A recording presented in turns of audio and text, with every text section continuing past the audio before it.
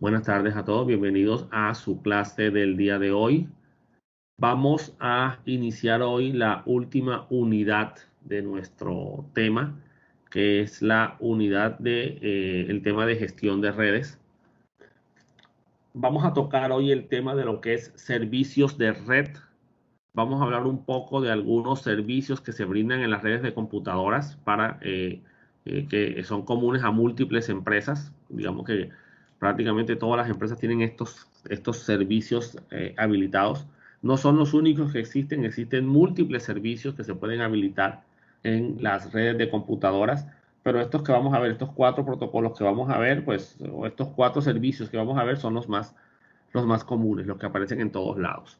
Aunque a veces algunas no incluyen el servicio de HCP, pero digamos que muchas empresas tienen un servidor de HCP que les asigne las direcciones a sus máquinas. Entonces vamos a hablar algo de ese protocolo también. Entonces, ¿de dónde vienen los servicios que se brindan en las redes de computadoras? Pues sencillo, todos estos servicios se basan en protocolos de la capa de aplicación. Ya sabemos que en las capas inferiores se observan los mecanismos para lo que es el direccionamiento de las máquinas, ya sea por direcciones MAC en la capa 2, por direcciones IP en la capa 3 o por número de puerto en la capa de transporte, ¿verdad? Pero ya cuando subimos a las capas superiores, lo que son en el modelo OS y la capa de sesión, presentación y aplicación, o en el modelo TCP/IP en la capa de aplicación exclusivamente, ya estamos hablando de los programas que usan los usuarios. Aquí ya está, digamos que es la capa visible, la capa que el usuario mira, la capa que el usuario trabaja, la capa que los ingenieros y los técnicos configuran para que los sistemas funcionen. Y digamos que aquí es donde aparecen la mayor cantidad de protocolos. Aparecen protocolos para diferentes servicios, como por ejemplo el sistema de nombres DNS, que vamos a ver ahorita, que es el que nos administra los nombres de nuestras máquinas. El sistema de configuración de red con el anterior protocolo BootP, que era el protocolo de buteo, el protocolo de arranque de un sistema operativo. El protocolo de HCP, que es el de asignación dinámica de direcciones IPs para los computadores que la soliciten. Los servicios de correo electrónico, que se organizan en protocolos SMTP para el envío, POP e IMAP para recibir los mensajes de correo. Los protocolos para transferencias de archivos como FTP o el TFTP, que es un FTP ligero y sencillo, llamado Trivial FTP. O a nivel de servicio web, que es uno de los servicios más conocidos y más utilizados de las redes de computadoras, que es el protocolo HTTP y su versión segura, el protocolo HTTPS. Entonces, digamos que son algunos de los diferentes servicios que se pueden brindar desde la capa de aplicación, cada uno basado con uno o un conjunto de protocolos específicos que se pueden manipular y que se configuran para el funcionamiento de los sistemas. Tengamos claro algo, nuestros sistemas por lo general se basan en aplicaciones que se conectan. En nuestro caso, hablamos de aplicaciones cliente-servidor, lo que implica que habrá un software que brinda un servicio al sistema que se define según el protocolo que se esté utilizando y un cliente que será aquel que haga uso de ese servicio como tal. Tanto el cliente como el servidor tienen que hablar el mismo protocolo, si no, no se van a poder entender.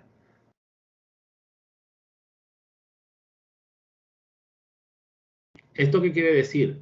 Que si yo voy a comunicarme vía HTTP utilizando, por ejemplo, el navegador Google Chrome, me tendré que comunicar con un servidor HTTP, con un servidor web, ya sea un servidor Apache o un servidor Internet Information Server. Estos son solamente nombres de servidores. Entonces, digamos que tanto el Google Chrome, el Safari, el Internet Explorer, el navegador que utilicen, tiene que hablar HTTP y el servidor web también tiene que hablar HTTP para que se puedan comunicar sin ningún problema. Entonces, comencemos primero por el servicio DNS. DNS son las siglas de Domain Name System o Sistema de Nombres de Dominio. No es más que una nomenclatura, una estructura de nomenclatura jerárquica. Jerárquica, ¿qué quiere decir? Que tiene una estructura organizativa que comienza por una raíz y se va ramificando. O sea, está jerarquizado hay un punto central, un nodo inicial de donde comienza la jerarquía del sistema. Básicamente sería como decir, bueno, está el rey, luego vienen la nobleza, luego viene el clero, luego vienen los súbditos, ¿ya?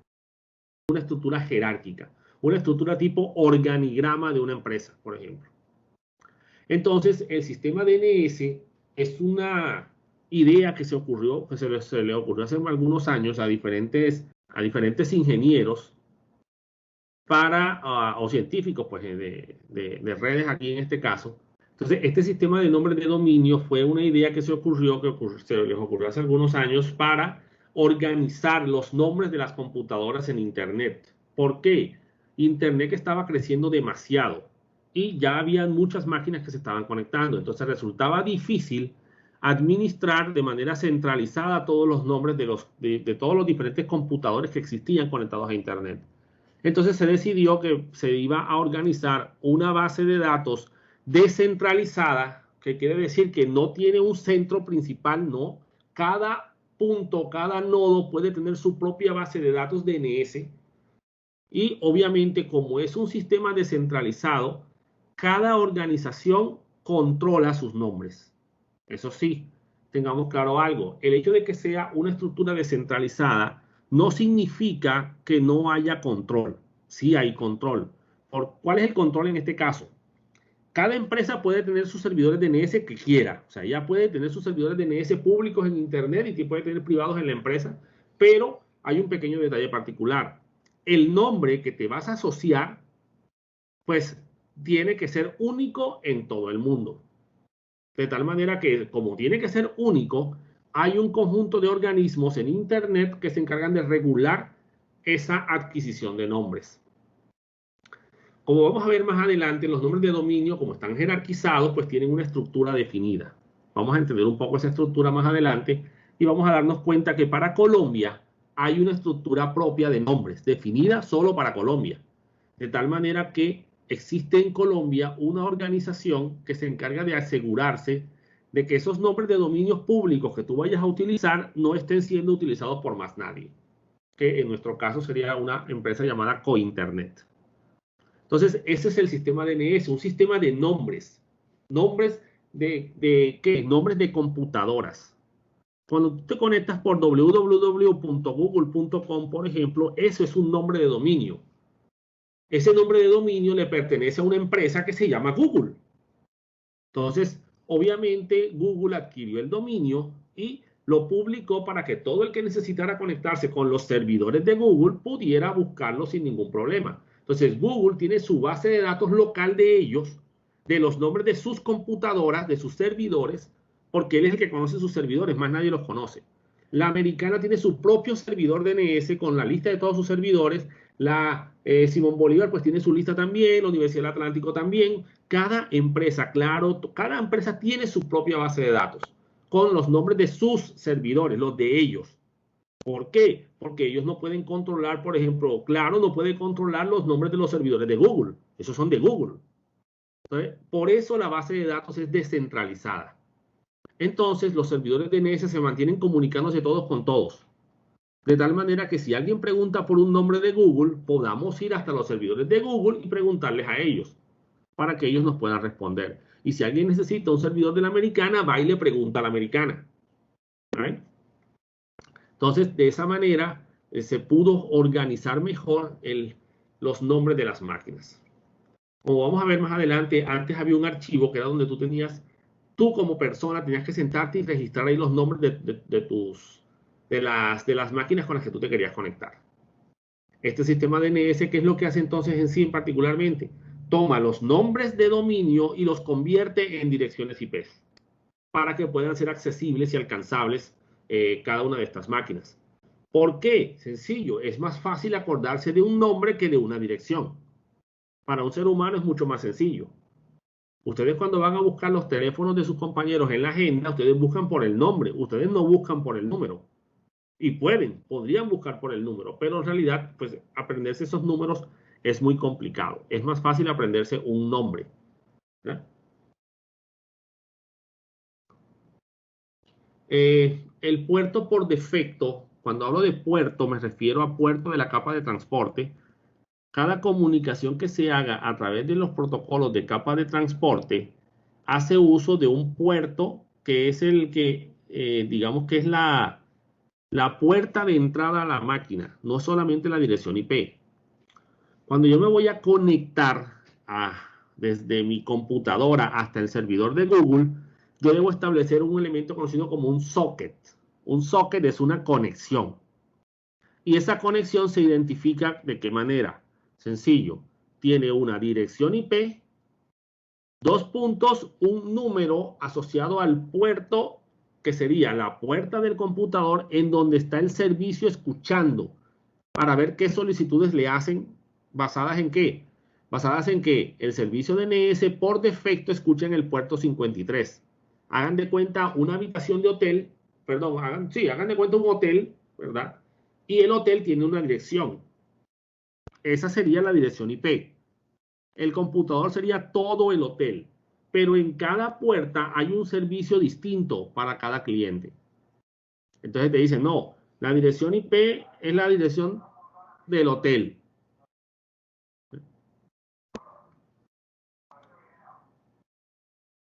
Calle tal con carrera tal. Entonces, pero tú necesitas... bueno, vamos a poner otro ejemplo mejor porque me acabo de percatar de un mejor ejemplo que es un centro comercial. Porque el centro comercial brinda servicios, ¿verdad? Entonces tiene diferentes locales. Cada local es un servicio distinto. Entonces tú dices, bueno, la dirección del centro comercial es esta. Esa es la dirección IP.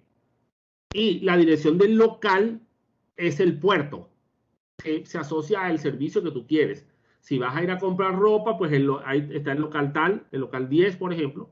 Si vas a comprar zapatos, es el local 20. Si vas a comprar comida, pues es el local 30, por ejemplo.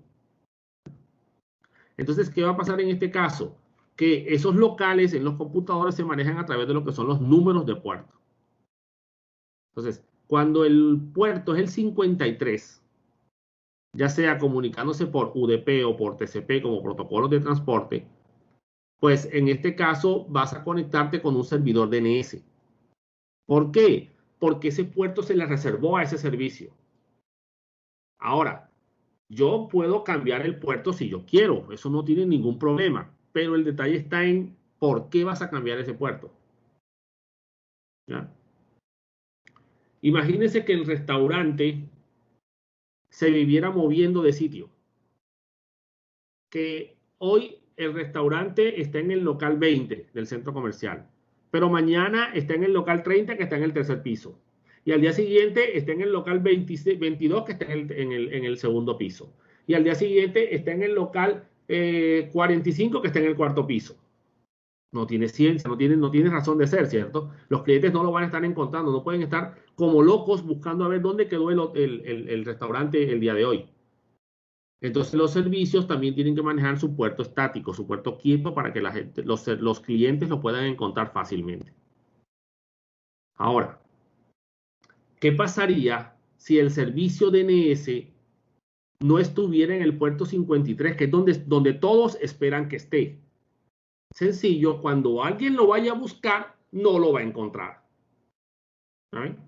Tendrías que decirle explícitamente a todo el mundo, y me refiero a todos los computadores del mundo, vengan acá, yo tengo mi servicio DNS, pero lo tengo en otro puerto. Y él no está en el 53 porque yo no quiero que esté ahí.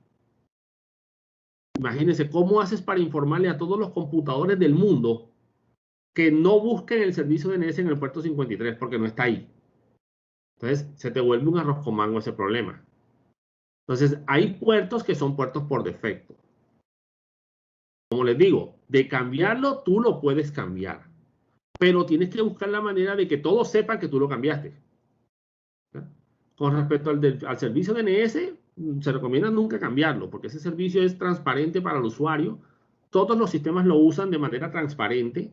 Si te vas a conectar a una base de datos por el nombre, usas el servicio DNS. Si te vas a conectar a un sitio web por el nombre, usas el servicio DNS. Si te vas a conectar a un correo electrónico por el nombre, usas el servicio DNS.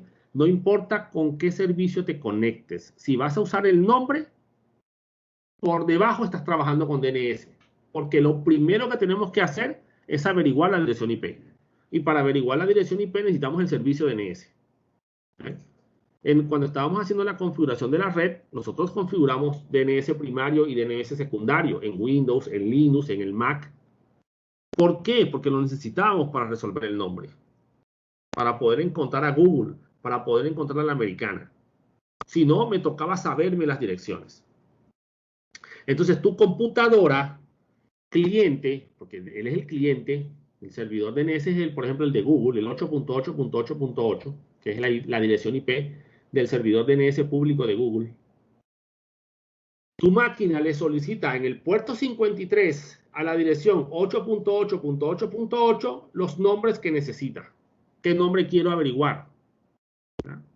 O sea que el socket que se establece entre tu computadora y Google se gestiona con una dirección IP 8.8.8.8, 2 puntos y el número de puerto 53.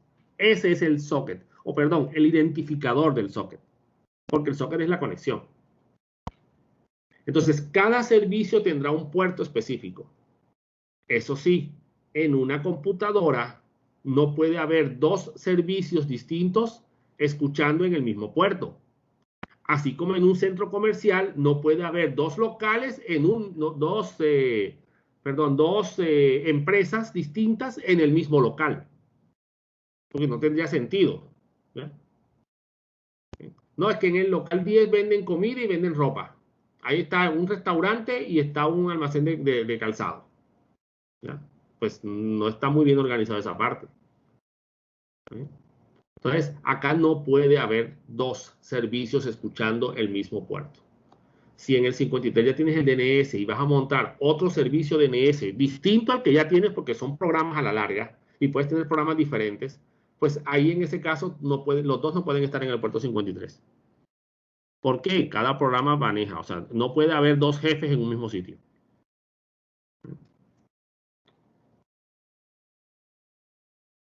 Entonces hay una terminología que debemos conocer acá, hablando de lo que es los sistemas de Domain Name System. El hostname, que ya eso lo hemos hablado antes, es el nombre de la máquina, el nombre del host. Y se asocia a la primera parte del nombre DNS. ¿Sí? El www es el nombre de la máquina. Blog, Cronos, aplicaciones. ¿Sí? La americana tiene, por ejemplo, aplicaciones.americana.edu.co. Aplicaciones es el nombre de la computadora. www.americana.edu.co. www es el nombre de la computadora. El solo nombre, sin el apellido. Y así, pues, tú puedes comenzar a jugar. El EVA es app virtual. Cada máquina tendrá su hostname. Y cuando unes el hostname con el dominio, ¿sí? El nombre de dominio, formas lo que se conoce como el FQHN, el Fully Qualified Host Name, el nombre de host completamente cualificado, o sea, tu nombre completo. Cuando das tus dos nombres y tus dos apellidos, ese es tu FQHN. Entonces, www.americana.edu.co es el nombre completo del servidor de la americana. Por lo menos donde está la página principal. El del EVA, appvirtual.americana.edu.co. Ese es el FQHN. Y ahora el nombre de dominio, el domain name, es ese apellido que es común a todas las máquinas que pertenecen al mismo dominio. Un dominio es una estructura jerárquica organizada de nombres que es común a todas las máquinas de una misma empresa.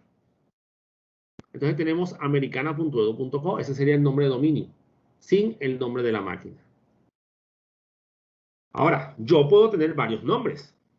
Nosotros tenemos americana.edu.co, coruniamericana.edu.co, teamsamericana.edu.co y otros nombres más que también aparecen por ahí que también se usan en la universidad.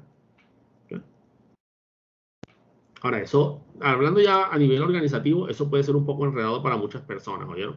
Uno debe tratar de no tener tantos nombres, digamos que para servicios que son muy comunes. Todo lo que son servicios comunes a través de un solo nombre, señores.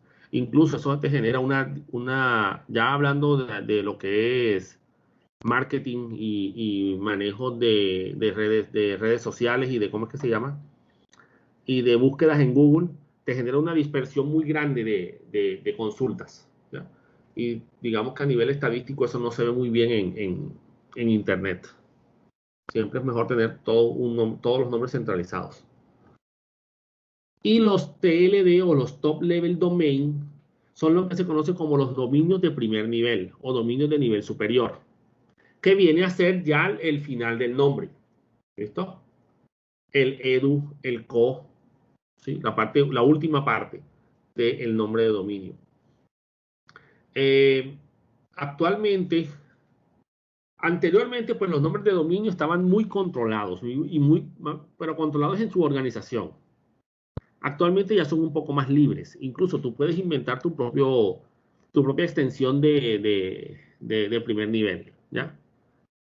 Hace algunos años a Colombia se le permitieron dominios de primer nivel para sus empresas, para sus nombres de dominio. ¿Cómo así? Anteriormente la página o el servidor del Heraldo, por ejemplo, era www.elheraldo.com.co. Pero el Heraldo adquirió dominio de primer nivel y puede conectarse sin usar el .com intermedio, sino que directamente ponen www.elheraldo.co, directamente por Colombia, para no amarrarse a un tipo de organización. Los nombres de dominio se organizan de esa manera.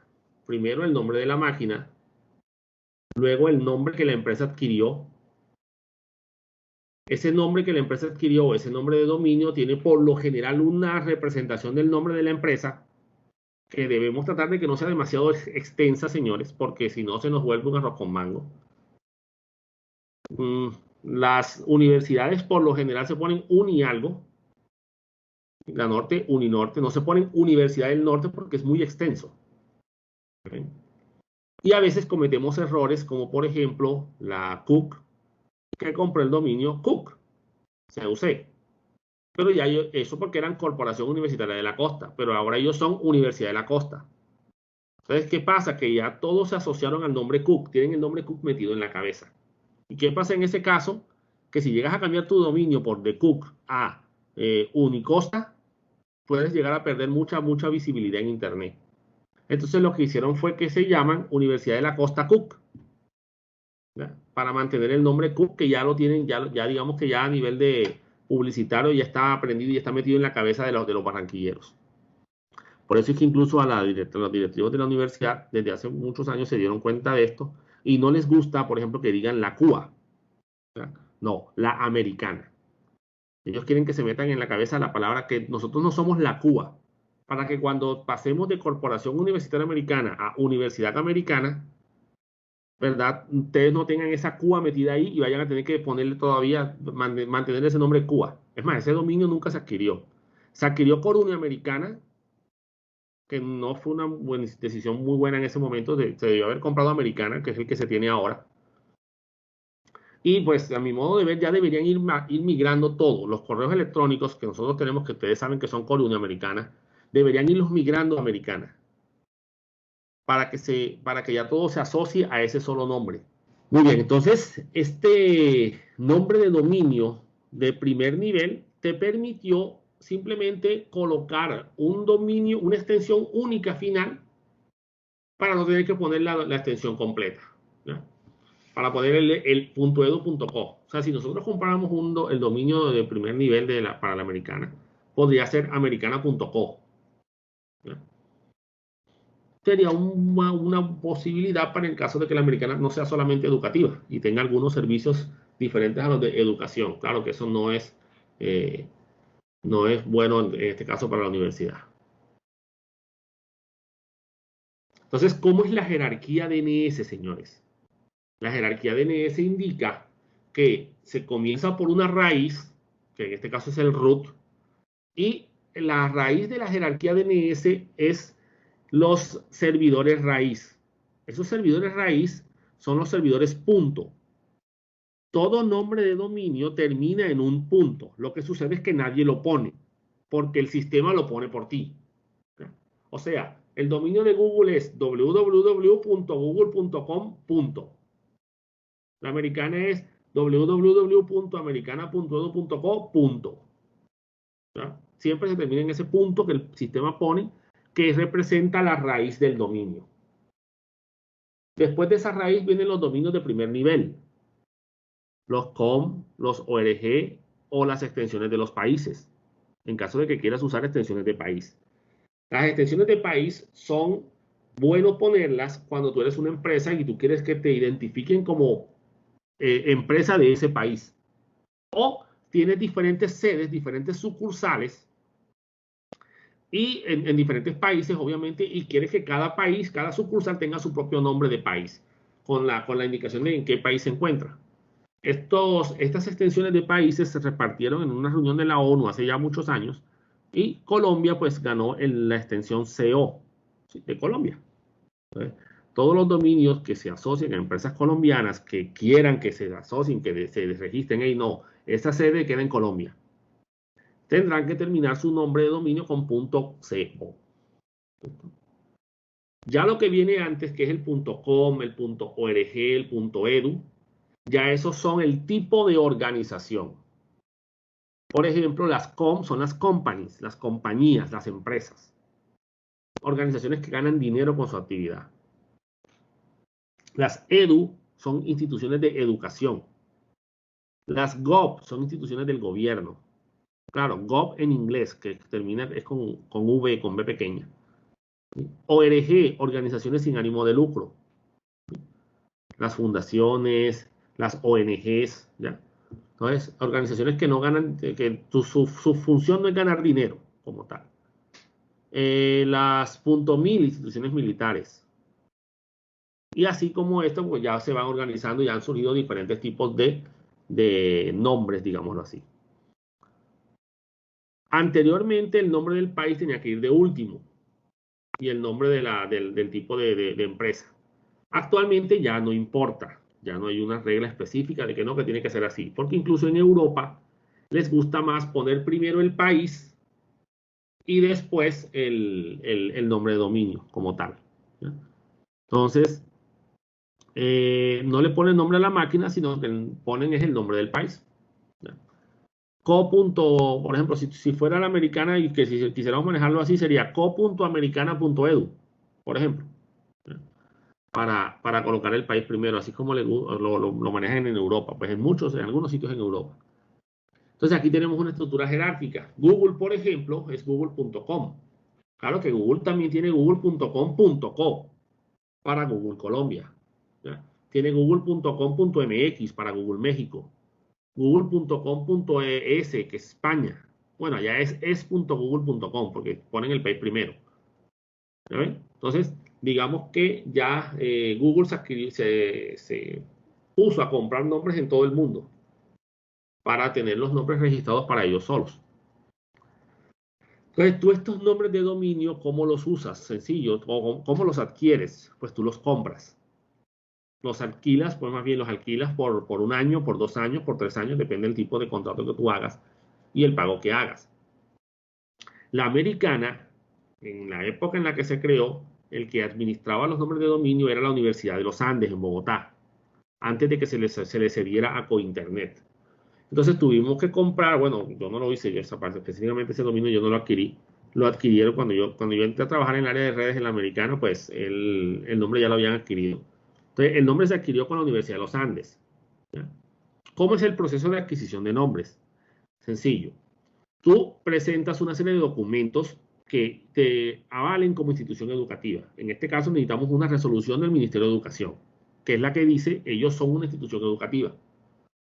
Se presentan esos papeles ante la Universidad de los Andes o en la actualidad ante Cointernet. Todo eso se hace a través de Internet. Tú mandas los papeles a través de Internet y tú te registras y tú solicitas un nombre. Si el nombre está desocupado, o sea, nadie lo tiene, lo puedes comprar. Y ya se amarra a ti, a tu empresa.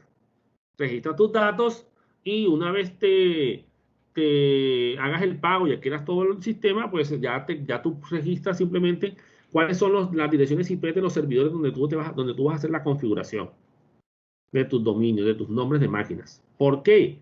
Sencillo, cuando alguien no sepa quién maneja la americana, tiene que irse a la empresa que organiza todo en Colombia, que es con Internet, y preguntarle, disculpa, con Internet, tú que eres la que maneja todo el mundo aquí, ¿quién es el que maneja la americana.edu.co? ¿Cuál es ese servidor? Y él lo tiene en su base de datos porque tú te registraste con ellos. Entonces él dice, ah, mira, estos son los dos servidores que ellos usan, o los tres, o los cuatro, los que tú hayas registrado. Ah, bueno, voy a preguntarle a esas máquinas a ver qué es. Y luego esas máquinas van allá y preguntan. ¿Sí? Ahorita les explico bien el proceso. Pero CoInternet controla los dominios que terminen con .co. Ahora, CoInternet, para delegar un poco funciones y no saturarse con demasiada carga, permitió que otras empresas como my.com.co, panda.com, GoDaddy, el sitio de hosting, y otras empresas más pudieran vender dominios con extensión .co. ¿Ya? ¿Cuánto cuesta nuestros dominios? 35.000 pesos. Y en estos sitios como GoDaddy, como ellos venden de manera masiva, pues ellos hacen ofertas y a veces venden dominios en 10.000 pesos, en 6.000 pesos, en 25.000, a veces salen más caros. ¿Qué pasa si se te vence el tiempo límite? Pues sencillo, te informan. Te dicen, señor, faltan 3 meses para que se venza su nombre de dominio. Necesitamos que actualice su pago. Porque si no, lo pierdes. Eso sí, no es que lo vayas a perder de enseguida. No, no pagaste, se venció el tiempo, listo, cualquiera lo puede comprar. No es tan así. Tú lo sigues manteniendo por un tiempo. Pero si tú no lo llegas a comprar, ni llegas a tener la intención de comprarlo, pues sencillo, llega otro más y lo compra por ti. Entonces, esos nombres de dominio se controlan. Ahora, los nombres de dominio en una red LAN, no, eso no tiene. Si son solamente dentro de la red LAN y no van a salir hacia Internet, eso no importa, porque tienes, si tú eres el que controla toda la red de esa empresa. Pero cuando son dominios en Internet, toca comprar el nombre para evitar que se repita. Entonces, la americana compró el dominio americana.edu.co y configurando el servidor, que eso lo vamos a hacer más adelante, configurando el servidor, registró los nombres de las máquinas y las direcciones IP de cada una de esas computadoras. Entonces, esa es la jerarquía de DNS. Entonces, ¿cuáles son los componentes del servicio DNS como tal? Tenemos un cliente, en este caso, ¿sí? Que es de la fase 1 porque es la parte inicial, es donde se inicia todo el proceso. Y ese cliente es el software que trata de averiguar las direcciones IP. ¿Cómo? Preguntando por los nombres.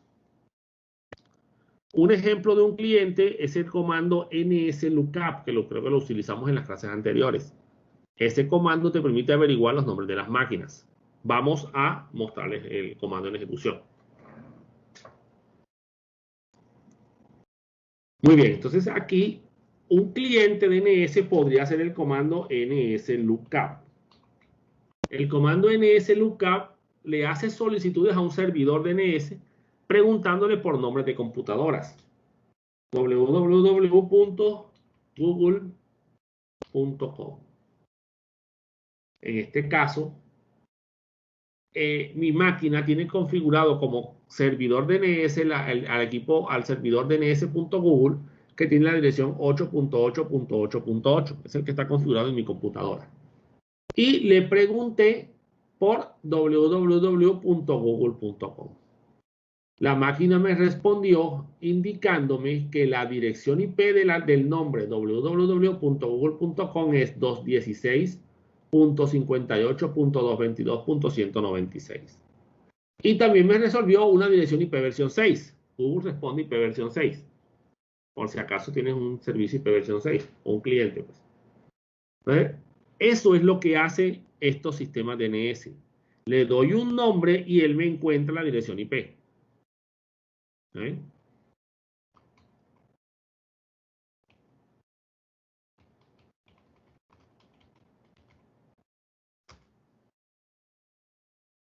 En este caso, La americana, www.americana.edu.co, es el equipo con la dirección 149.202.72.232.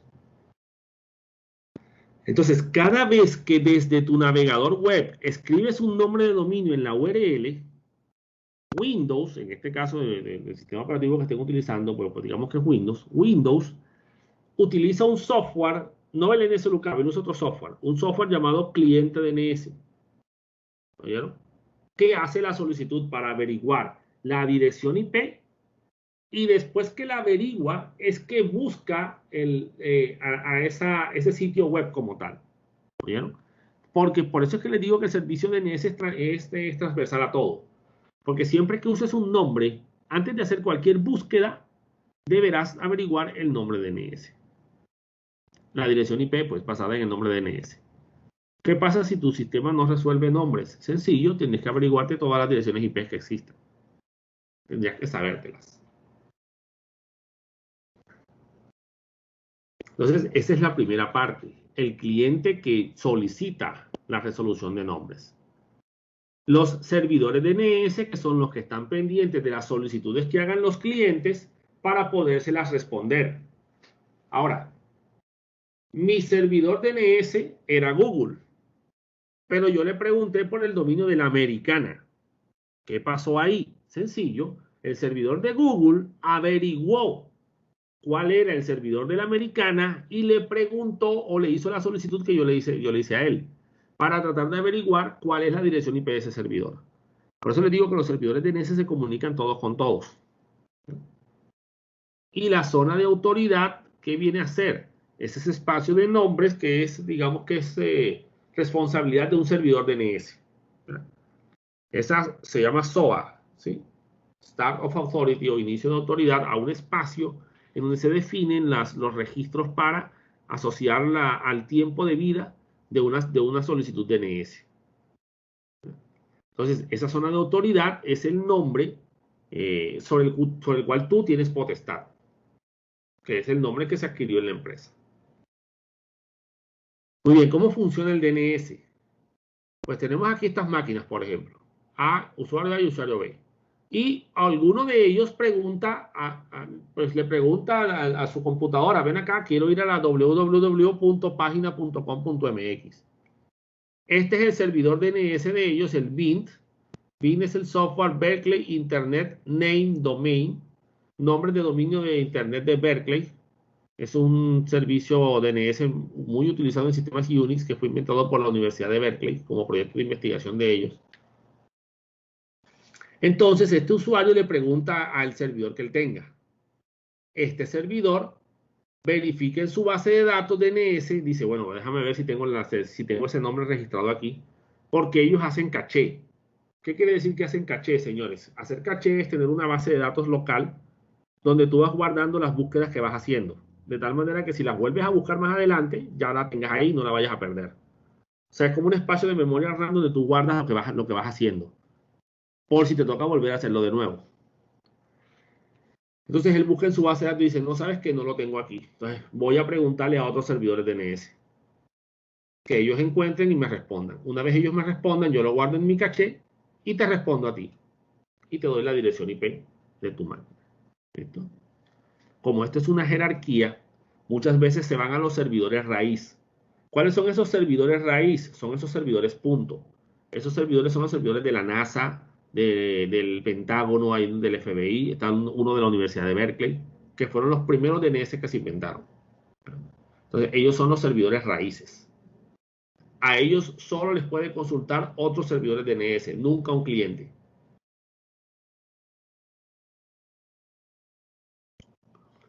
Ahora, el detalle con con los nombres de dominio y las direcciones IP es que, ¿qué pasa si tu dirección IP no es fija? O sea, tu dirección IP cambia. Tú tienes un proveedor en tu casa, en tu empresa, por ejemplo, pero tú no tienes un contrato para que te tenga una dirección IP fija. Ahora ya es más común que eso suceda, pero digamos que según el tipo de contrato de Internet que tú tengas, es probable que tu dirección IP se cambie con el tiempo. Cada vez que te desconectes y te vuelves a conectar, pues puedes llegar a tener una IP diferente.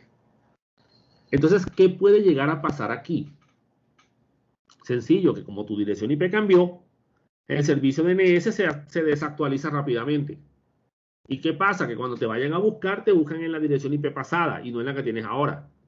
Y obviamente no te encuentran. Hágate cuenta, tú te vives mudando a toda hora, ¿ya?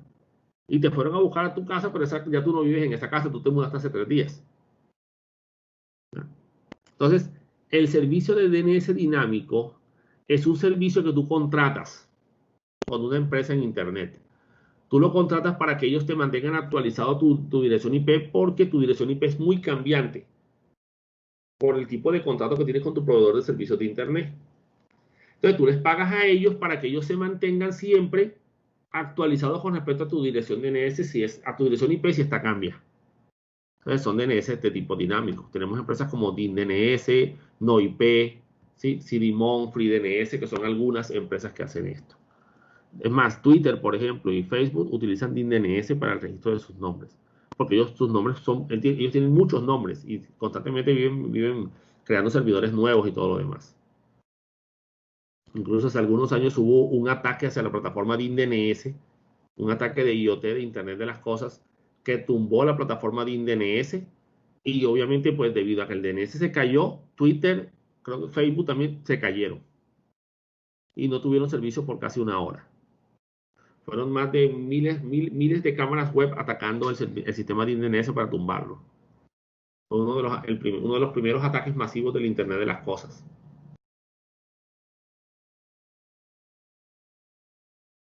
También tenemos el IDN, que es el Internationalized Domain Name, nombre de dominio internacional.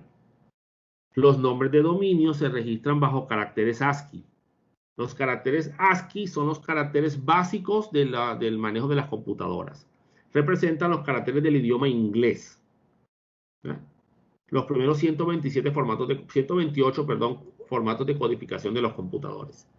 La ñ, las letras tildadas son de otros idiomas y no hacen parte de los caracteres originales con los que vinieron las computadoras, o sea, no hace parte de los caracteres ASCII. Hace ya algunos años decidieron que los nombres de dominio podían tener esos caracteres no ASCII. Y por eso podemos tener nombres de dominios en inglés, en inglés, pues los originales, en letras en español, japonés, hebreo, ¿no? Vamos a hacer clic, por ejemplo, en este ñandú.cl. CL son las siglas de Chile. Entonces, ahí tenemos un dominio, nick Chile, ñandú.cl. ¿Ya ven? Entonces, ya se puede poner la ñ como parte de nombres de dominio. Hice clic en otra, que es la que estaba en árabe, y aquí está el sitio web que se abrió, ¿sí? Como algo bancario, estaba como en inglés. Tiene múltiples países aquí del Medio Oriente, pero fíjense que el nombre de dominio está en árabe, ¿sí? Así que ya se puede colocar ese tipo de nombres. Este archivo, el archivo host, era el archivo que se utilizaba antes y todavía está disponible para que lo uses también. Y era la forma como se manejaban los dominios antes.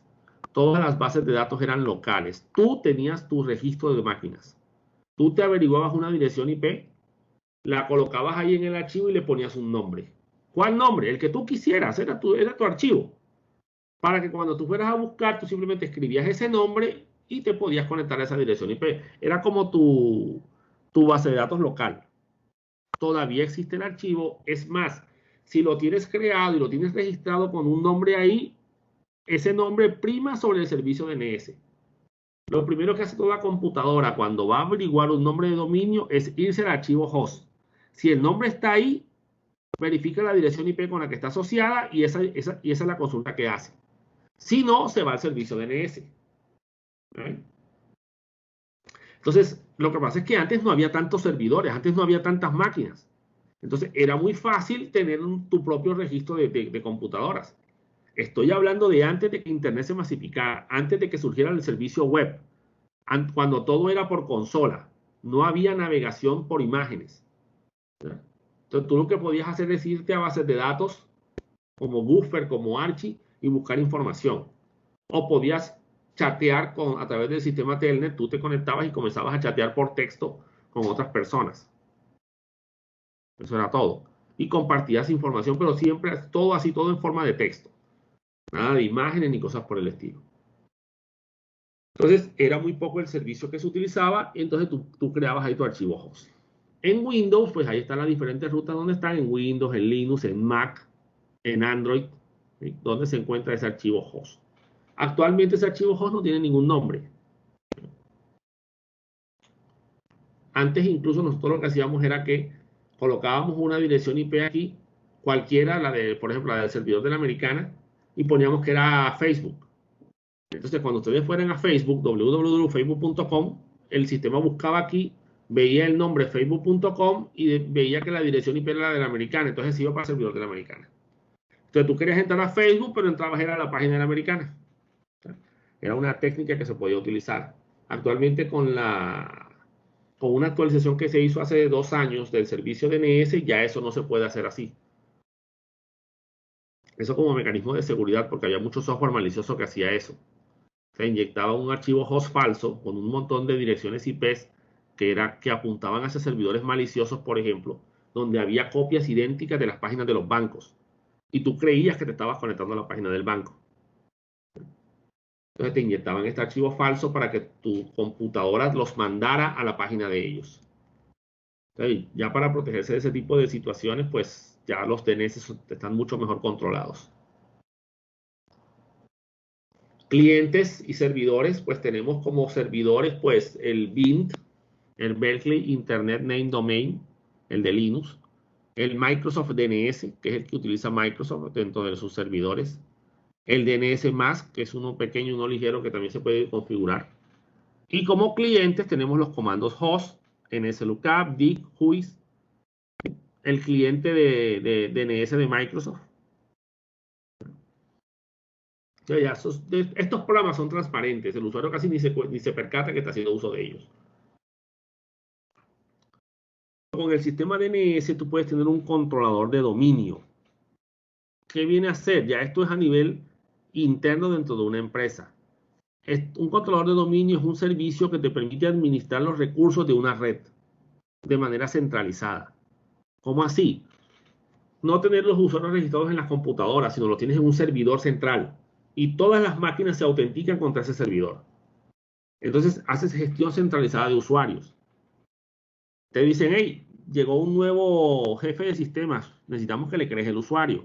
Entonces tú te metes al servidor y lo creas. La computadora del jefe de sistemas valida contra el servidor el nombre del usuario y la contraseña y se conecta. Para no tener que ir a cada computadora a crearle los usuarios. También permite gestionar los permisos y el acceso a los servicios de red, ¿ya? A los recursos de la red. Permite administrar los recursos físicos, o sea, las impresoras, por ejemplo. Los permisos para acceder al disco duro. Recursos compartidos en el servidor. Tienes un file server, o sea, tienes un espacio de disco en el servidor donde toda la gente guarda sus cosas. Entonces, todo eso se puede gestionar a través de un controlador de dominio. ¿Sí?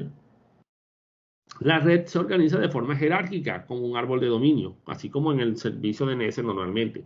Lo único es que el controlador de dominio incluye un servicio DNS para poder resolver los nombres de las máquinas. Pero el controlador de dominio es más que solo los nombres de las máquinas, porque también es todos los recursos que esas máquinas tienen. ¿Sí? Entonces, ese es un controlador de dominio. Los controladores de dominio se organizan en forma de árbol, desde una raíz, así como el servicio DNS lo estamos viendo ahorita. Y esos árboles se pueden unir a otros árboles para formar un bosque. Por ejemplo, tienes el dominio, la americana tiene su árbol de dominio en la sede de Barranquilla y tiene también la sede de Medellín y tienen los dos dominios conectados. Entonces, eso ya es un bosque, con el árbol del dominio de Barranquilla y el árbol de dominio de Medellín.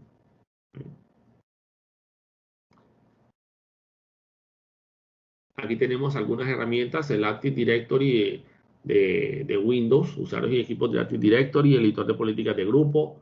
¿Vale? Aquí con usuarios y dominios de Active Directory pues están todos los usuarios del sistema. Aquí están los usuarios en un sistema LDAP, que es otra forma de manejar un controlador de dominio. Y aquí están pues las características de estos usuarios que están registrados aquí. Servidores que pueden funcionar como controlador de dominio, pues tenemos el Microsoft Active Directory de Windows. Windows Server incluye una herramienta llamada Active Directory o directorio activo que te permitirá controlar todos los recursos de la red. OpenLDAP en sistemas Linux también permite gestionar un controlador de dominio.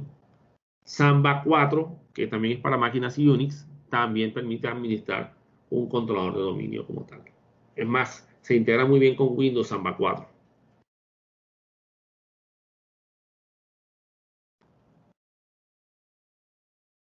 El servicio DHCP es el servicio de protocolo de control dinámico de host. Básicamente es el servicio que le asigna las direcciones IP a las computadoras. Este servicio utiliza el puerto 67 para el servidor y el puerto 68 para el cliente. Miren que en el servicio DNS no se registra un puerto de cliente. ¿Por qué? No es importante. ¿Ya? Tu dirección no es importante. La importante es la dirección del servidor. Tú eres el que buscas al restaurante. El restaurante no va a tu casa a preguntarte si vas a comer. ¿Ya? Tú eres el que vas al restaurante, así que tú llegas y te acercas a la dirección del restaurante. O sea que la dirección que importa es la del restaurante. Ahora, no quiere decir que la tuya no se use, sí se usa, pero ¿qué quiere decir que no tengas un puerto de cliente? Sencillo, no importa cuál sea tu puerto de cliente. Normalmente los clientes se autoasignan un puerto aleatorio solamente para el socket de conexión, porque el puerto que importa es el del servidor. Entonces, ya más adelante, cuando estén en redes y comunicaciones, profundizarán mucho más en esto del manejo de los puertos y los protocolos. Por ahora sepan que lo que importa en esta comunicación es el puerto del servidor. Pero en el servicio de DHCP, sí es importante que el cliente tenga su propio puerto para la respuesta con la que el servidor te va a indicar la dirección IP que te va a asignar. Entonces, esta es la finalidad de un servicio DNS. El servicio DNS tiene una lista de direcciones disponibles. Y cada vez que una máquina la enciendes o le conectas a la red, ella manda una solicitud de broadcast a la red buscando un servidor de HCP para que le asigne una dirección IP. Si lo encuentra, el servidor le asigna su dirección. Si no, pues el sistema se autoasigna una, pero esa dirección no le va a servir porque no se va a poder comunicar con los equipos de la red.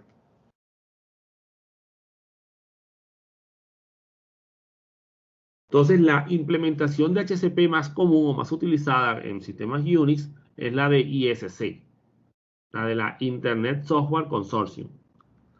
Ese servicio de HCP que ellos colocan es el que se utiliza en los sistemas Unix. ¿Ya? Los equipos Cisco tienen su propio servicio de HCP a partir de la versión 12 del iOS. Sun tiene también su propio servicio de HCP que actualmente pues, es propiedad de Oracle, porque Oracle fue el que compró a la empresa Sun Microsystems. Y los diferentes equipos de red que tienen servicio de HCP pues tienen sus propias versiones de software. Microsoft tiene su Microsoft DHCP también, ¿ya? Que también puede funcionar como servidor de HCP. El servicio HTTP o el servicio web. HTTP es el protocolo, son las siglas de Hypertext Transfer Protocol. Y este es un protocolo que se inventó en Suiza a través de W3C, la World Wide Web Consortium, y lo que es la IETF, la Internet Engineer Task Force. La IETF es una organización que controla y administra las asignaciones de los servidores, de los protocolos de comunicaciones a través de unos documentos llamados RFC. Entonces, el servicio HTTP fue un servicio que permitió comunicar una máquina con otra a través de un lenguaje llamado HTML, que es el famoso Hypertext. Esto permitió que se pudieran intercambiar imágenes, sonidos, texto en una misma aplicación. Obviamente requirió la creación de un cliente que fue un navegador web. En este caso, pues Netscape Communicator, una empresa que existía antes de que quebrara, pues creó un navegador llamado Netscape. Microsoft creó su Internet Explorer, ¿sí? Para poder utilizar el protocolo HTTP. Ese protocolo masificó el uso de Internet porque facilitó muchísimo el uso de la navegación en Internet. Tú solamente tenías que saberte el nombre de la máquina de destino, www.google.com. Bueno, en esa época Google no existía, ¿ya? Tú escribías el nombre de la máquina por el navegador, el sistema iba y te descargaba la página con la información que tú estabas buscando, ¿sí? Y el Internet comenzó a masificarse de una manera, digamos que muy rápida, digámoslo así. Entonces, este protocolo permite que se puedan intercambiar texto, imágenes, sonidos, ¿ya? Dentro de un mismo archivo. Entonces, tenemos diferentes estructuras que pueden utilizarse aquí, HTML, las CSS, que son las Cascade Style Sheet, las hojas de estilo en cascada, que definen las características de la página. Esto lo van a ver cuando estén viendo programación web, o perdón, diseño web. Unos APIs, que son unas librerías de aplicaciones, JavaScript, que es un lenguaje de programación, todo corriendo bajo el protocolo HTTP. Y si vamos a manejarlo de manera segura por HTTPS, se le agrega una capa de seguridad llamada TLS, de Transport Layer Security, que básicamente lo que hace es cifrar la información para que vaya por criptografía y sea difícil de descifrar. Entonces el cliente pide una solicitud web, el servidor responde con la página que tú pediste. Básicamente lo que hace un servidor HTTP es, bueno, ¿qué archivo quieres? No, quiero el archivo index.html. Listo, toma, aquí lo tengo, ya te lo envío, toma. Tú lo descargas a tu computadora, tu navegador ejecuta un proceso llamado renderización, que básicamente consiste en dibujar la página para que tú la puedas visualizar y listo, ahí ves toda la página con la información que querías buscar. Este servicio fue tan popular que básicamente actualmente muchos servicios se corren sobre este mismo servicio HTTP. El servicio de correo electrónico antes era por aparte. Tú tenías que tener instalado un software, ¿sí? Un Outlook, un Eudora en esa época, un Netscape Communicator, que era el servicio de correo de Netscape. Y tú simplemente creabas tu usuario, registrabas tu usuario y todos los correos se te descargaban a tu computadora. Cada vez que el sistema se conectaba a internet, descargabas los correos. Pero como el web se comenzó a masificar mucho, empresas como Hotmail comenzaron a surgir. Y Hotmail creó un servicio web que tenía por debajo un servicio de correo electrónico. Y ya no tenías por qué tener el software de correo electrónico instalado en tu máquina, porque podías ver tus correos desde un navegador web. Y todo se ha ido migrando hacia allá. Todo se está migrando hacia servicios de protocolos que no son web, pero que corren sobre el servicio web.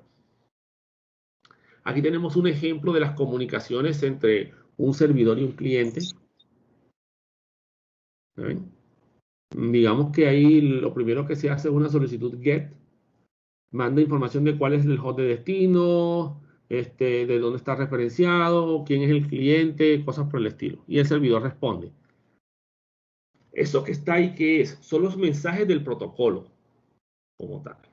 Por ahora no nos interesa específicamente qué es cada cosa. Como les digo, cuando ya estén en ingeniería, pues ahí sí nos importará qué es cada uno de estos valores, ¿saben? Para poder entender cómo se comunica en este protocolo.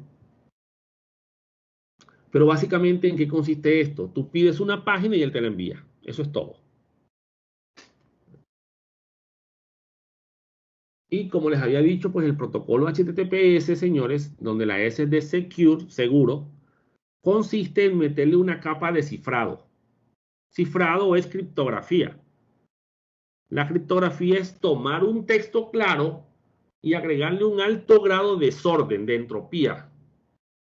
La entropía es el grado de desorden de algo. De tal manera que si alguien llega a capturar esa información, no va a entender nada de lo que dice ahí. ¿Por qué? Porque solamente el que emite y el que recibe pueden descifrar el mensaje. Entonces le metió seguridad al sistema, porque por HTTP todo viaja en texto plano. ¿Sí?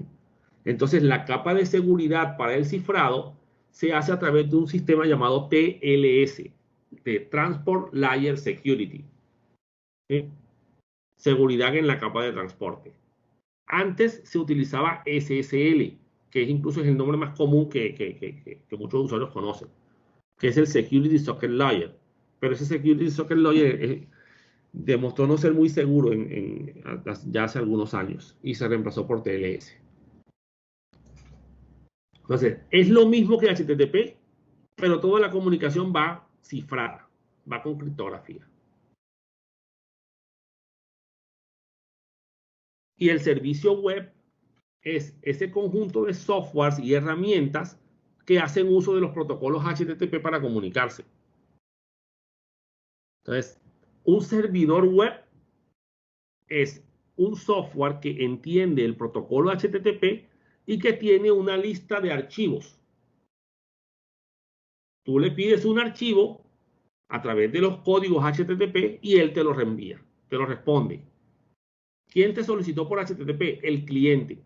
¿Quién es el cliente? Google Chrome, Internet Explorer, Mozilla Firefox, Safari, Conqueror, Nautilus, Galeón, Dolphin, el que quieran. Hay una gran cantidad de clientes existentes.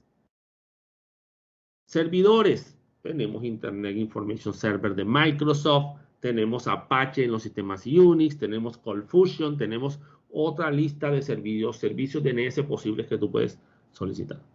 Y como todo habla HTTP, no importa si es un servidor Linux, si es un servidor Windows, si es un servidor Apache, si es un servidor Internet Information Server, eso no importa, porque todos los servidores hablan el mismo idioma. ¿Sí? Así que tu Google Chrome se podrá comunicar fácilmente con Apache, con Windows, con Linux, con el que sea.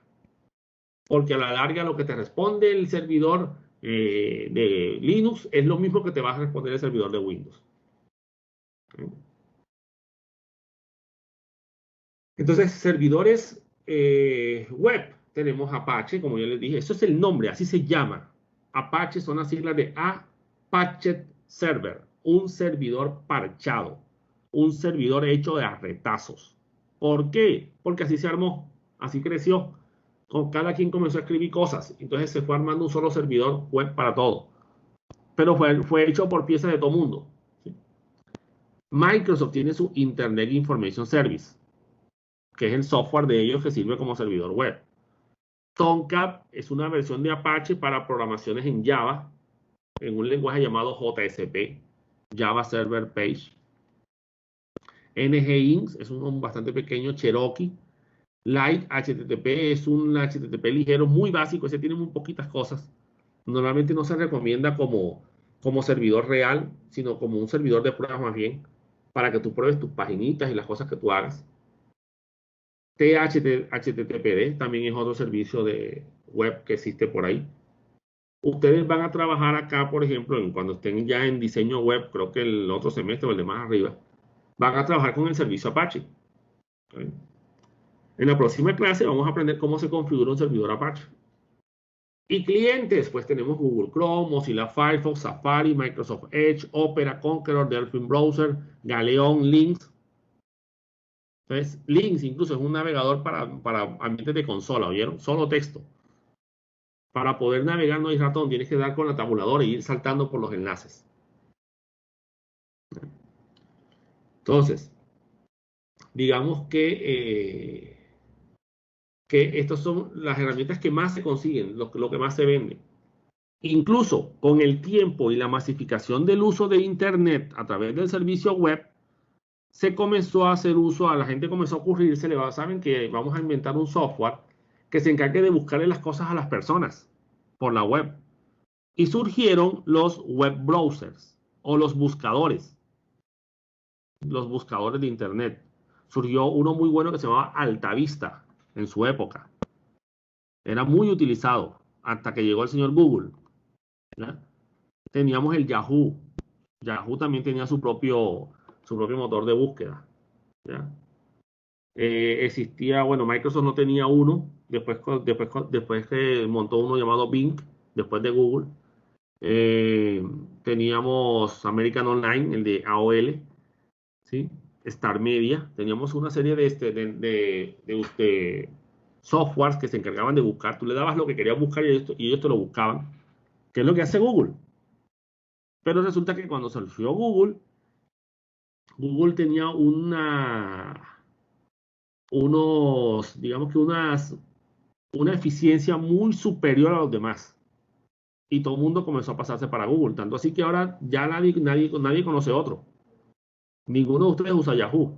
Altavista dejó de usarse hace mucho rato. Todo el mundo usa es Google. Ahora, motor de búsqueda, Google. Y los que no usan Google, por ejemplo, DuckDuckGo, pero DuckDuckGo busca también en Google.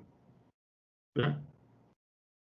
Entonces, digamos que Google pasó a ser el navegador, perdón, navegador no, el web browser, no, web browser tampoco, sino el motor de búsqueda, disculpen, el motor de búsqueda por excelencia. ¿Sí? Lo que pasa es que el componente que ellos utilizaron matemático por debajo, las funciones de álgebra lineal que utilizaron para hacer el PageRank, pues fueron bastante innovadoras en su época. ¿Ya? Uno de los creadores de Google es matemático y el otro es ingeniero de sistemas. Entonces, entre los dos desarrollaron un excelente motor de búsqueda con una eficiencia muy alta. Hay un artículo científico que habla sobre eso, sobre la relación que tiene Google con el álgebra lineal para la búsqueda de la información. Los protocolos de correo electrónico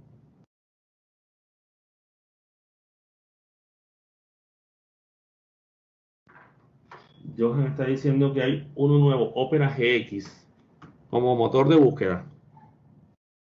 Listo. Bueno, habría que mirarlo para ver.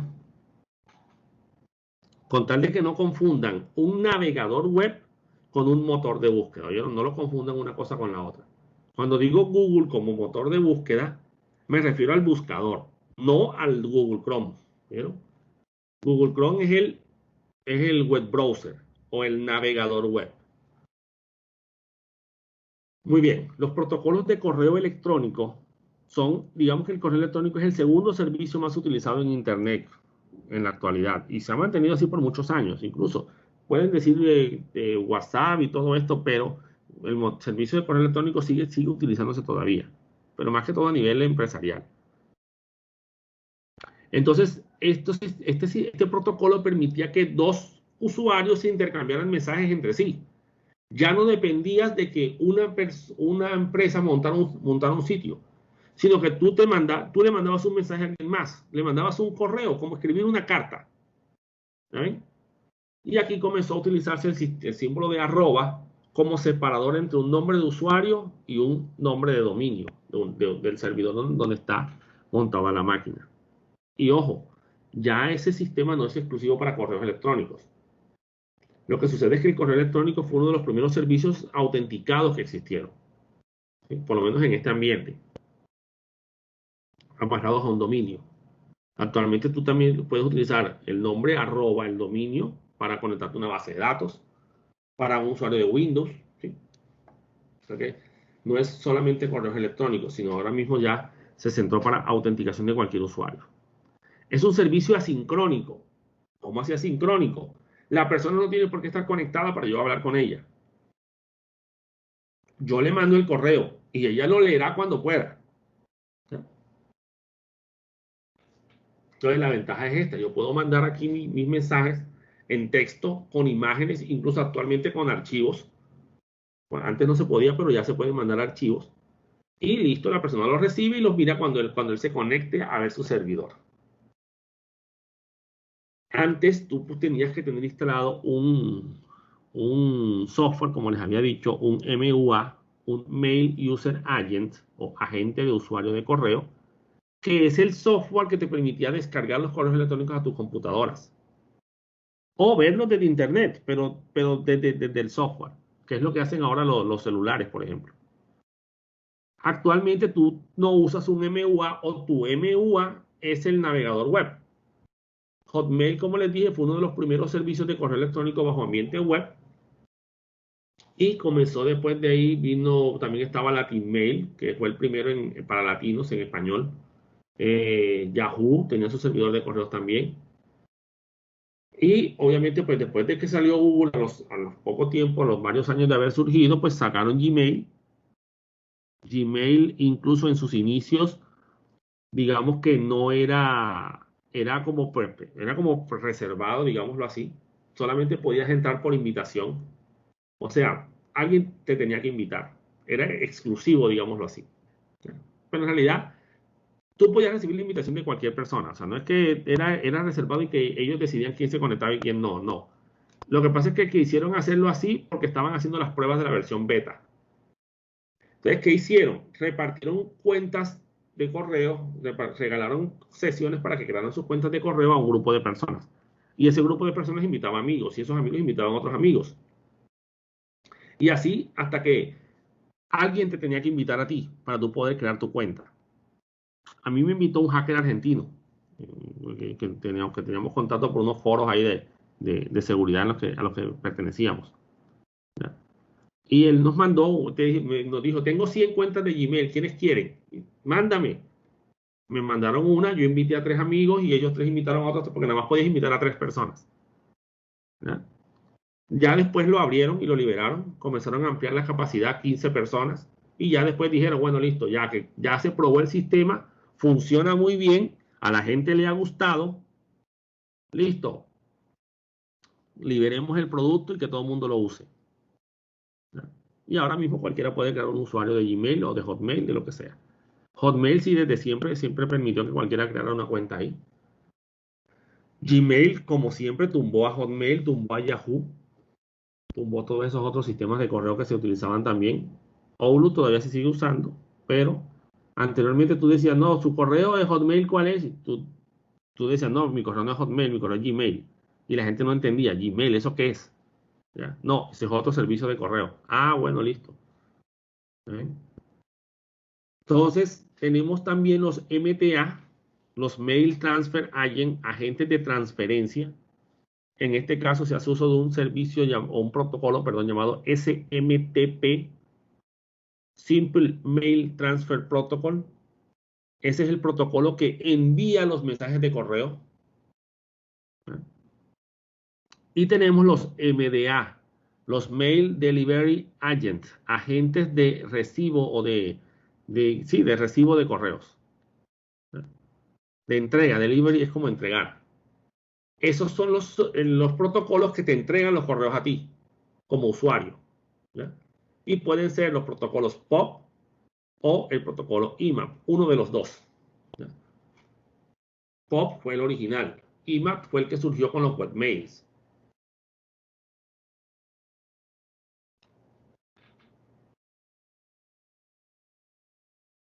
Entonces el protocolo SMTP es el Simple Mail Transfer Protocol, protocolo para transferencia de correo simple.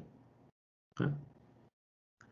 Ahora que estoy viendo lo de los puertos, no les expliqué los puertos del protocolo web, del protocolo HTTP. El HTTP va por el puerto 80 por defecto, ¿oyeron? Ese es el puerto más común. Y el HTTPS, el seguro, va por el puerto 443. Ahora, el servicio SMTP o el protocolo SMTP, por defecto se comunica con el puerto 25. Y la versión segura, o sea que también implementa TLS, pero para correos electrónicos, ya no para páginas web, utiliza el puerto 465. ¿Okay? Y esos documentos que aparecen ahí, esas RFC, son las Request for Comment y hacen referencia al documento que explica cómo funciona el protocolo. ¿Bien? El protocolo POP, que es el Post Office Protocol, protocolo de oficina de correos, que está actualmente en la versión 3 y por eso lo van a encontrar como POP 3. Es ya el que se encarga de, el SMTP le manda a él el correo, él lo recibe y te lo envía a ti, a tu cuenta de correo. O sea que él es el que controla las casillas de correo. La diferencia entre POP e IMAP es que POP tiene una sola casilla, mientras que IMAP puede tener varias casillas. ¿Cómo así? En POP todo está en una sola carpeta. En IMAP puedes tener varias carpetas. Entonces, el puerto POP por defecto es el 110 y el POP seguro es el 995. Al inicio, cuando tú usabas el servicio, digamos que los espacios de disco eran muy costosos y los servidores no eran tan grandes, ¿sí? Hotmail, por ejemplo, inicialmente daba 2 megas nada más de correo, de capacidad. Gmail comenzó con 1 giga, pero cuando Gmail comenzó con 1 giga, Hotmail daba 4 megas. Después Hotmail subió eso a 15 megas, pero no había comparación. Yahoo subió a 100 megas, pero Gmail estaba ofreciendo 1 giga. Y ahí, digamos que la pelea, entonces todo el mundo comenzó. Actualmente, pues ahí, digamos que los servidores tienen mucho espacio, pues tienen muchas técnicas para ahorrar espacio también en los sistemas. Y Google, para que lo vayan sabiendo ustedes, en sus cuentas de Drive, que obviamente está amarrada a su cuenta de correo, que sus cuentas de Drive son ilimitadas. O sea, pueden guardar lo que quieran ahí, eso nunca se les va a llenar. ¿Oyeron? Ojo, el institucional. Los servicios institucionales son ilimitados. Los servicios privados de cada quien de ustedes, los correos de cada quien, esos sí, señores, tienen una capacidad. ¿Ya? 25 gigas creo que ahora mismo, no recuerdo. La verdad es que como ya no lo uso, ya uso todos son mis correos institucionales. Antes uno con Hotmail tenía que ir borrando correos, porque se le llenaba. ¿Ya? Entonces tú, si no borrabas correos ya no podías seguir recibiendo. Actualmente pues ya no tenemos ese problema tan grande. Entonces, debido a eso, señores, a ese límite de espacio, cuando tú entrabas a tu software de correo electrónico y te conectabas con el servidor bajaba los correos del servidor a tu computadora y los borraba del servidor para liberar espacio. ¿Ya? Actualmente ya se pueden quedar allá y no hay ningún problema. Y el protocolo IMAP, que es básicamente lo mismo que POP, pero digamos que nació para funcionar sin tener que descargar los correos y permitir funcionar directamente desde Internet, para que tú puedas navegar directamente en el servidor sin tener que descargar la máquina, sin tener que descargar los correos, perdón. Y usa por defecto el puerto 143 para el IMAP normal y el 993 para el IMAP seguro. ¿Ya? Entonces, digamos que esos son POP e IMAP, son los que manejan tus cuentas de correo, los que te entregan los correos a ti como usuario y los colocan en tu casilla. ¿Sí? Tu casilla es tu espacio de guardar tus correos. Y el SMTP es el que manda los mensajes de correo electrónico. Aquí está el proceso de envío, de cómo se maneja. Tú eres el cliente, tú usas el MUA, el agente de usuario de correos. En este caso, si es tu navegador web, pues es tu navegador web, tu Google Chrome. Ese es tu software. Él manda el correo que tú redactas un correo y lo envías, y el envío se hace por SMTP. Tú lo envías al servidor, el servidor SMTP y POP o IMAP también te manda a ti los correos tuyos. De tal manera que no se mezclen con los correos de otra persona. Transferencia. Yo cojo mi MUA, mi usuario, mi software de correo electrónico y mando un correo por SMTP. Pero resulta que yo tengo mi servidor con Gmail y se lo voy a mandar a un correo de Hotmail. Entonces Gmail lo recibe y dice, no, pero sabes que ese dominio no es mío. Ese dominio es de Google. Voy a hacer una consulta perdón, es de Hotmail. Voy a hacer una consulta DNS para ver cuáles son los servidores de Hotmail. Y miren que ahí está el DNS metido enseguida. ¿Ya? Listo, él averigua la dirección IP de ese servidor y dice, hey, mira, Hotmail, ve, esto es para ti. Ya Hotmail verificará si el usuario sí existe, si no existe, si te respondo con que, disculpa, pero es que ese usuario no existe aquí. Y tú le respondes a este señor, hey, ese usuario no existe. ¿Ya? Y la entrega, listo. Tú lo mandaste al servidor de Gmail, el servidor de Gmail se lo mandó al servidor de Hotmail porque el destino era Hotmail. Si el destino hubiera sido Gmail, pues él mismo responde.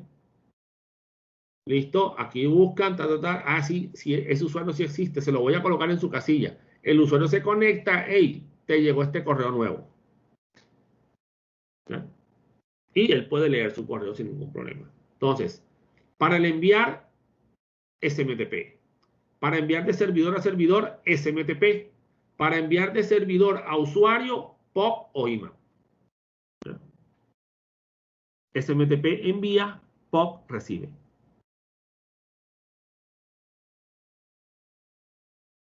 Y ahí está el proceso completo. Como les dije, SMTP, SMTP, POP. MUA, el software cliente. MTA, el servidor de transferencia. MDA, el servidor de entrega. Y MUA, el usuario, el software que recibe de cliente del correo, que recibe el mensaje como tal. Entonces, estos son algunos de los servicios que se utilizan, los más comunes, los más utilizados. Algunos servidores de correo electrónico, por ejemplo, software SMTP tenemos el Microsoft Exchange, que es el software del servidor web, servidor de correo de Microsoft, perdón. SendMail, que es uno de los primeros servidores SMTP de Linux. Postfix, que reemplazó a SendMail, incluso lo desplazó. Exig Internet Mailer, este es un cliente, uno gratuito que hay por ahí. Courier, también es un servidor para Linux, que tiene su versión SMTP y tiene su versión POP. Y el Exchange también sirve como servidor POP. Dovecop es exclusivamente para POP e IMAP. Courier funciona como SMTP y POP, igual que Exim. Pero el IMAP de Exim es Exim IMAP, ¿oyeron? Este de arriba, Exim Internet Mailer, es SMTP. Y el Exim IMAP es para IMAP. Busqué si había uno de POP, pero no lo encontré. Creo que este funciona para los dos.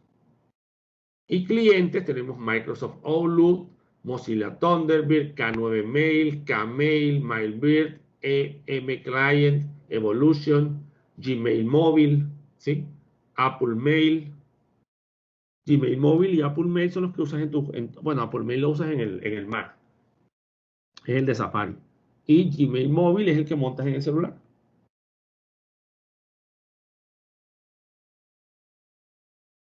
Aquí hay un resumen de puertos y asociados a los diferentes servicios y los protocolos también de dichos servicios. Aparecen otros, el de gestión remota como el SSH, es el 22, el de Telnet es el 23. ¿Qué es gestión remota? Conectarte remotamente a una computadora para administrarla por consola. Ahora, si usas el escritorio remoto, pues ya es una conexión remota por gráfico. Y él usa también su propio puerto. Entonces, esos protocolos, cada uno tiene su puerto por defecto, que ya saben que puede ser cambiado, pero que no se recomienda en algunos casos. Y el protocolo de capa de transporte que utilizan para comunicarse. Ahí lo tienen para que tengan ese resumen. Esos son los puertos más comunes. Cuando trabajas en redes, pues tienes que conocerlos porque cuando vayas a configurar los firewalls, sobre todo si estás en seguridad, tienes que habilitar los permisos de los puertos, porque si no, no hay comunicación. O sea, eso es como decir, deja que toquen a la puerta del puerto 80 del servidor Apache, porque si no, ¿cómo se conecta con el servidor Apache? Entonces, en los firewalls tienes que definir todas estas políticas. Bueno, ese era el tema de servicios de red, servicios que se brindan en la capa de aplicación. ¿Oyeron?